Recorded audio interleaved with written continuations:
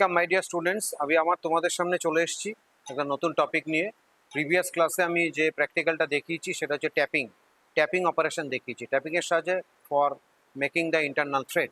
এবার যেটা দেখাবো সেটা হলো যে মেকিং দ্য এক্সটার্নাল থ্রেড। কোনো একটা জবের বাইরে এক্সটার্নালি, যেটা সিলিন্ড্রিক্যাল একটা অবজেক্টের এক্সটার্নালি যখন একটা থ্রেড আমার জেনারেট করার দরকার হয়, তখন আমার ডাই উইথ স্টক এই টুলসটা আমি ইউজ করব।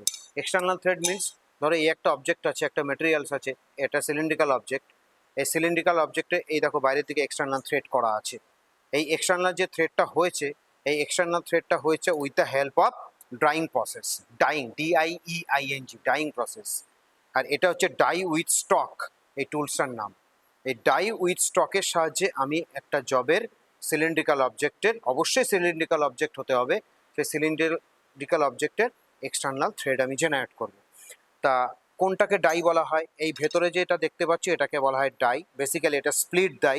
স্প্লিট কেন, দেখো এখানে চেরা আছে, স্প্লিটিং করা আছে, তাই এটাকে বলা হয় স্প্লিট ডাই। ঠিক আছে, এটাকে অ্যাডজাস্ট করা যায়, অর্থাৎ এর ভেতরে ইন্টারনাল ডায়ামিটার ছোট করা যায়, আবার বড় করা যায়। এই যে স্ক্রুগুলো আছে, এই স্ক্রুগুলোকে যত টাইট দেবো তত কি করব, এই যেহেতু এটা স্প্লিট ডাই, এই আস্তে আস্তে কাম টু দ্য ক্লোজার, ঠিক আছে, চেপে আরও ছোট হয়ে যাবে, অর্থাৎ এর ভেতরে ইন্টারনাল ডায়ামিটারটা কমে যাবে। ঠিক আছে, তা এটাকে বলা হয় ডাই। এই টোটাল হ্যান্ডেলটাকে বলে স্টক। ডাই উইথ স্টক, অর্থাৎ স্টকের মধ্যে ডাইটাকে ঢুকানো আছে। এগুলোকে আমি যদি লুজ করি তাহলে এই ডাইটা খুলে যাবে, খুলে বেরিয়ে যাবে। আবার যখন এই ডাইটাকে ঢুকিয়ে দিয়ে আমি ইনসার্ট করা যায়, এর মধ্যে ঢুকিয়ে দেওয়া যায়, ঢুকিয়ে এটাকে যদি টাইট করি, ডাইটা তাহলে আটকে গেল এর মধ্যে। এবার আমি ডাইং অপারেশন করব। অর্থাৎ ডাইং অপারেশন করতে গেলে তোমাকে এই একটা ব্ল্যাঙ্ক রেডি রাখতে হবে। অর্থাৎ এখানে যে ডাইটা দেখতে পাচ্ছ, এর স্পেসিফিকেশান হচ্ছে, দেখো লেখা আছে ডাইয়ের গায়ে 1/2 ইঞ্চি ইন্টু 12 লেখা আছে। 1/2 ইঞ্চি মানে হচ্ছে ডায়ামিটার।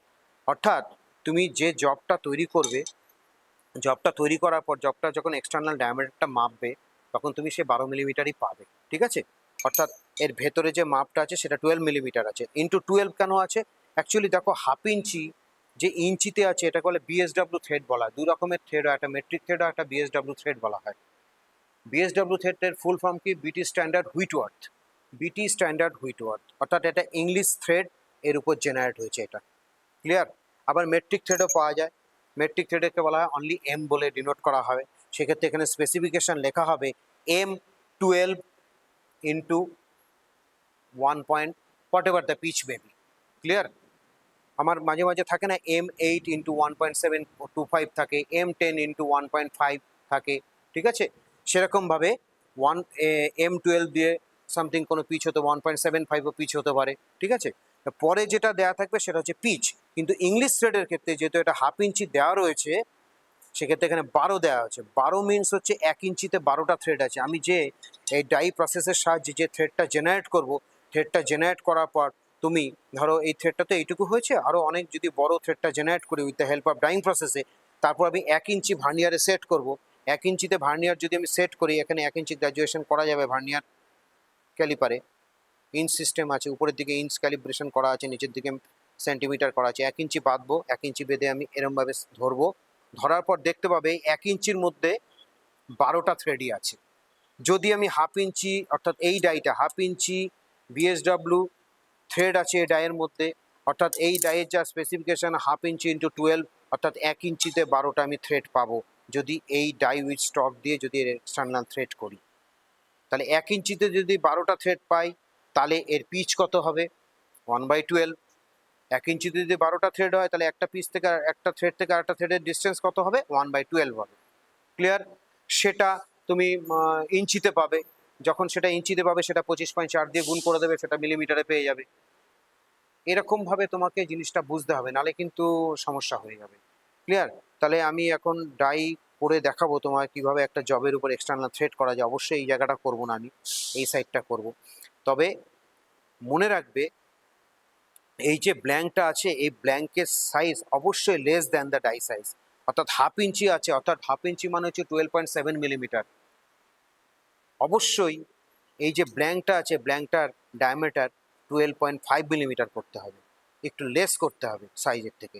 কারণ আছে, এর অনেকগুলো কারণ আছে, আমি ডিটেলস থিওরিতে আলোচনা করব। যেহেতু এখন প্র্যাকটিক্যাল ক্লাস চলছে সেই কারণে আমি এখন প্র্যাকটিক্যালি কাজটা করে দেখাবো। আবার যখন আমি থিওরি ক্লাস নেব, কেন লেস করা হয় 0.2 মিলিমিটার সেটা আমি থিওরি ক্লাসে বলে দেবো।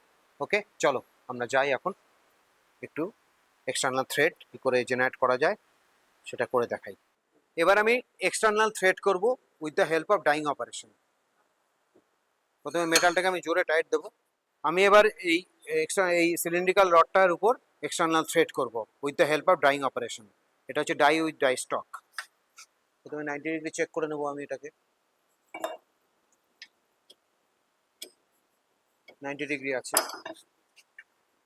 এবার এই সিলিন্ড্রিক্যাল রডটার উপর আমি ডাইটাকে রেস্ট করাবো, করে এটাকে ক্লকওয়াইজ মুভমেন্ট করতে থাকবো।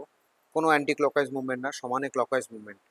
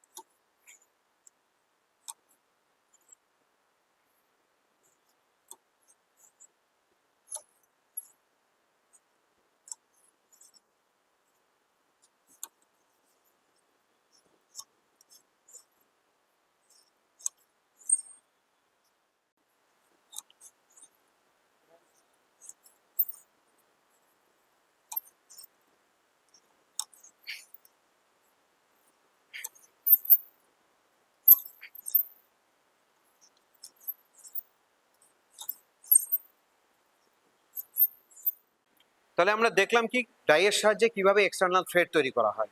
ক্লিয়ার? এটা একটা সিলিন্ড্রিক্যাল রড, সেটা ভাইসে বেঁধেছিলাম। ডাইয়ের সাহায্যে ডাইটাকে রোটেট করে করে করে ফুল rotation in clockwise direction, half rotation in anti clockwise direction করে করে এর এক্সটার্নাল থ্রেডটা আমি জেনারেট করেছি। কিসের সাহায্যে? Split die. ঠিক আছে, অবশ্যই ডাইয়ের সাথে একটা স্টক ছিল, ডাই উইথ স্টকের সাহায্যে আমি এক্সটার্নাল থ্রেডটা পেলাম। এবং এই থ্রেডটা যে ঠিক হয়েছে কিনা সেটা বুঝবো কি করে? এটা কি করেছিলাম, তো 1/2 ইঞ্চি বিএসডব্লিউ থ্রেড করেছিলাম, এক্সটার্নাল থ্রেড। এটা একটা 1/2 ইঞ্চি নাট রয়েছে, বিএসডব্লিউ নাট আছে। এই নাটটা ঘুরিয়ে দেখি ঢুকছে কিনা। এই নাটটা ঢুকে গেল, দেখো। তার মানে আমার একদম পারফেক্ট হয়েছে এক্সটার্নাল থ্রেডটা। আবার এটা আমি খুলে নিচ্ছি।